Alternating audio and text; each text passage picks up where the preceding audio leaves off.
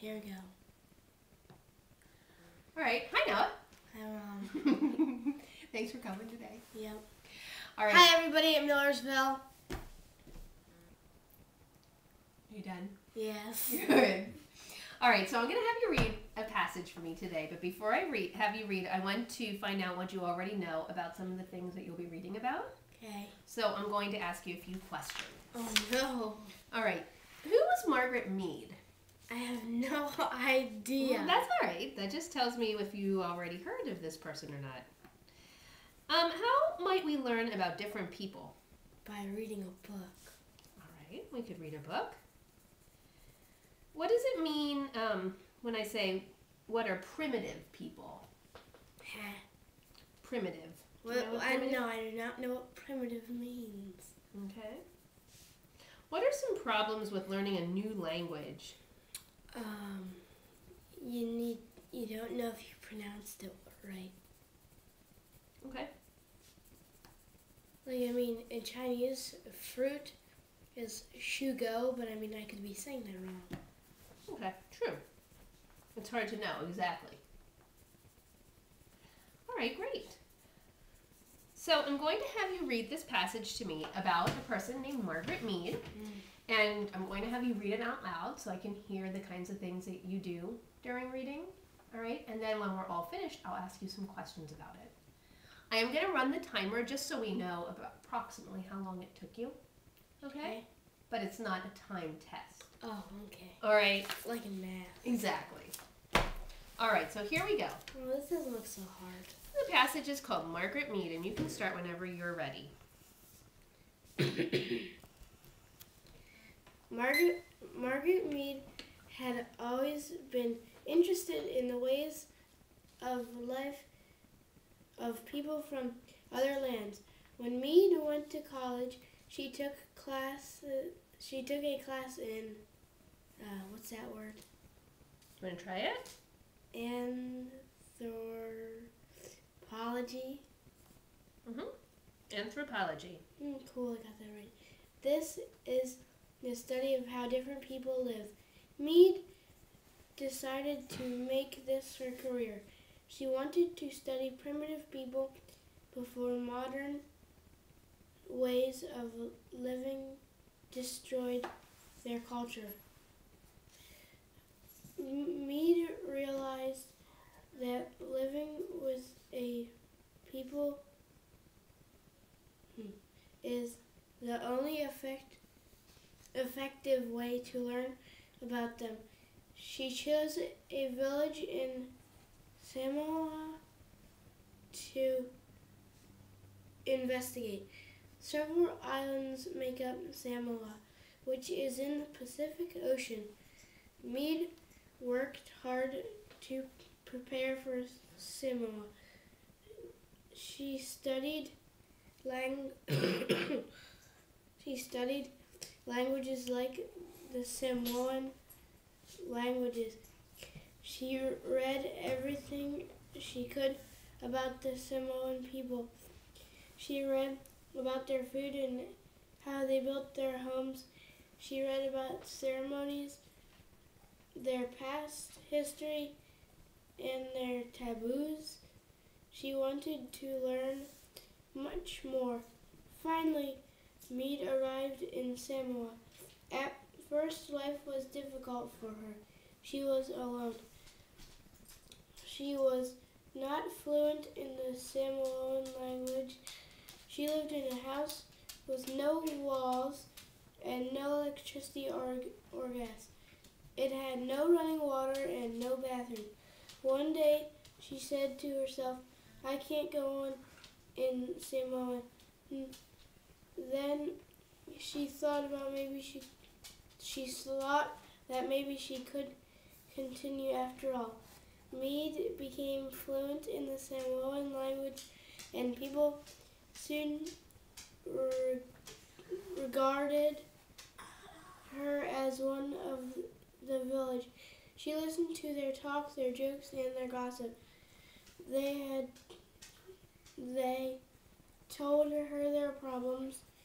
Mead felt being a woman assisted her in learning more about the lives of these people. Instead of having to go on hunts with the men, Mead stayed with the woman. She observed the children play and learned how food was prepared.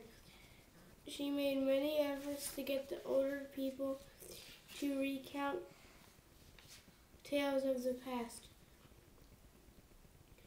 Mead learned many things from the Samoan people. She also took notes and kept careful records. These notes were used to write her first book, which was called Coming of Age in Samoa. It made her famous. Mead spent the rest of her life studying and writing about primitive ways of life that no longer exist today. Good. Thanks for reading that. All right. So now that we've read this passage about Margaret Mead, I'm going to ask you some questions about what you just read. All right. And if you're not sure of something, you can look back in the passage, and that won't count against you in any way. Mrs. Razer called that GB triple T. Go back to the text. GB triple T. All right, cool. Well, you can do that. All right. So what would you say was Margaret Mead's main goal? To learn about primitive ways of people and life that isn't,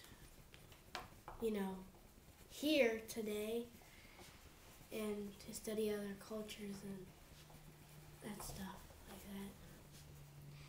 that. Okay. Like Samoan. All right. Well, what people did Margaret Mead choose to investigate? The Samoa people. Okay. And tell me one thing that Margaret Mead read about to prepare her for Samoa. She read about their history. Their history? Okay.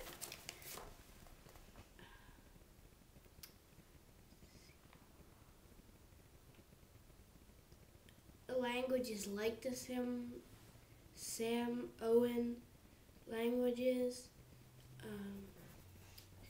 Their food and how they built their homes, about their ceremonies and their history and their taboos. Okay. Tell me one reason why life in Samoa was difficult at first. For her? Yes. Life was difficult for her because she wasn't used to all this. She was used to, wherever she's from. She wasn't used to, not having electricity or a bathroom or a shower. All right. Good. What made Margaret Mead decide that she would be able to stay in Samoa? Let's see.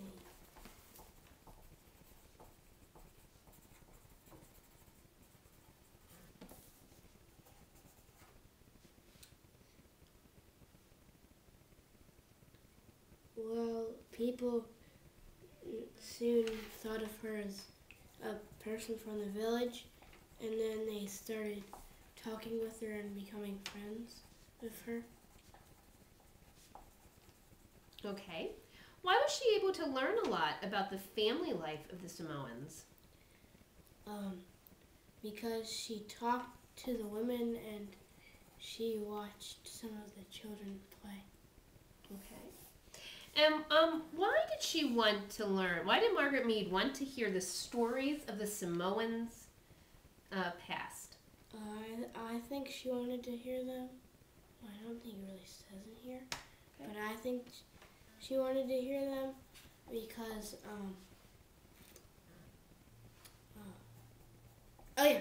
because she was learning about Samoa, and then that's how she made her book, and then I never read her book. I'm not saying I will. In her book, she might have some of the stories that the older people told her about Samoa. Okay. All right. So what did she do with all the notes and records she kept? She made them into a book which was called Coming of Age in Samoa. Okay. Great job. You're right. Some of those answers to the questions weren't right there in the text. What do we call that when you have to think about what you read? Oh, I forget. I know what it is, but I forget. Interpretation? Inference? Oh. All right. Thanks, buddy. High five. Bye-bye.